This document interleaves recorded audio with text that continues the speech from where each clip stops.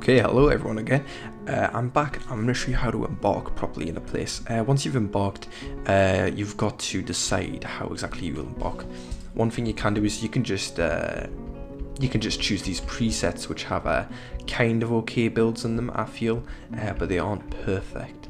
So I'm going to recommend that you prepare for the journey carefully. But in this, you will be required to assign 7 dwarves their jobs. You can change your forest name, you can change your group name, that kind of thing. But personally, my personal favourite build, I could go over describing what all of these jobs do, but I'm not going to bother. It'll all come to it eventually. But personally, I recommend... Oops, it is. Okay, I just screwed that up. But yeah, basically, once you go over Dwarf, you press right to go into the jobs area. Then you can go up and down. And then you add or remove points, which points basically... You use these as a currency in which you'll train dwarves or bring items with you. You can also bring items, but I recommend you give 5 to a miner. You make one dwarf a level 5 miner. Like I said, you just use plus and minus to take away points. You can only give 10 points. You can only give 10 levels to a dwarf. But yeah, you don't need to, obviously, and you can only give 5 points to a specific class, well, a specific job such as miner. Although one thing to note is the fact that you don't actually need skills in something to do it. It's not like it's not like an RPG where like a level 50 carpenter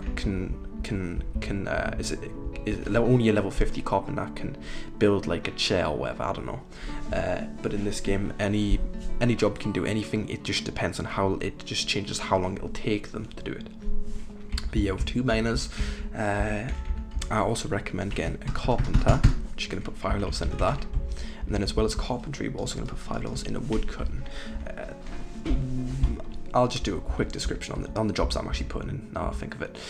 Mining is basically a very important job. It's obviously, you're going to be mining a lot. You're going to be mining for ores, you're going to be building your fort out of mining, that kind of thing. Wood cutting is obviously chopping down trees, and trees is used with carpentry. You can make chairs, you can make beds, you can make a lot of things, barrels, bins. But the most important things that come out of this are beds, barrels, and bins. Those are exclusive and can't be made for anything else. You can't make a stone bed with masonry. And beds are very, very not useful, important in making your dwarves happy. I don't think I mentioned that dwarves are also, they can be happy, they can be sad. If a dwarf has a really nice bedroom, he might have some happy thoughts that may make him happy. But dwarves can be unhappy, and that is not good. If dwarves are unhappy, a lot of bad things can happen. I would love to go over it all now, but I can't because it's too much to say, and it's not really relevant at the moment. But as well as that, you're going to go for your 4th dwarf. It's going to be a mason.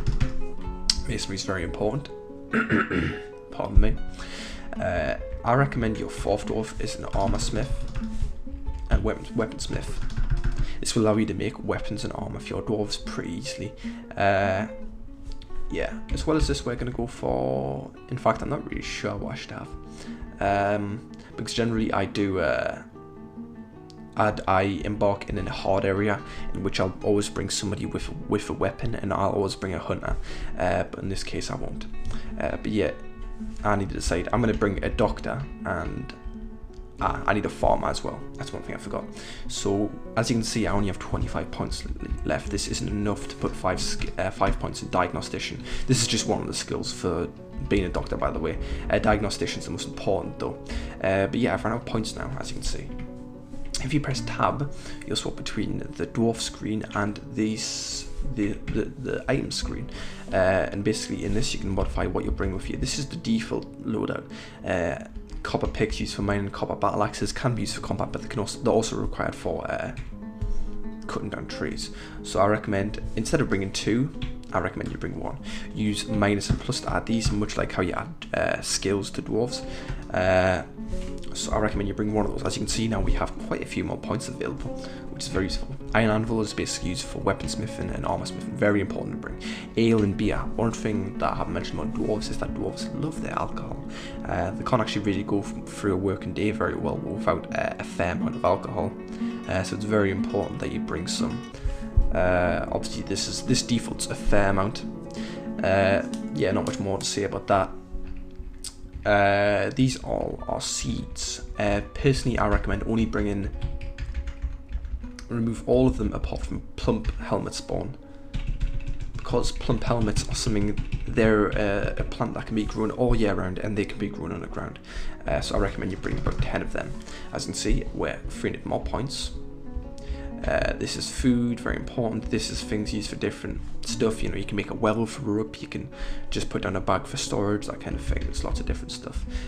One thing that's not useful, although, is a quiver. You won't be using a quiver unless you've got some kind of, you know, hunter. But yeah, these things over here are all the animals that you can bring. You know, you can bring a cow, you can bring a dog, you can bring a war dog, you can bring a donkey, you can bring a lamb, blah, blah, blah, blah, blah. Yeah, there's lots of stuff you can bring. You can harvest them, you can breed them, you can train them, all kinds of different stuff, but I'm not going to go into that right now. Obviously, I'm trying to keep it as simple as possible. But going back here, we're going to put the rest of the points into diagnostician, which means that now we have a good doctor.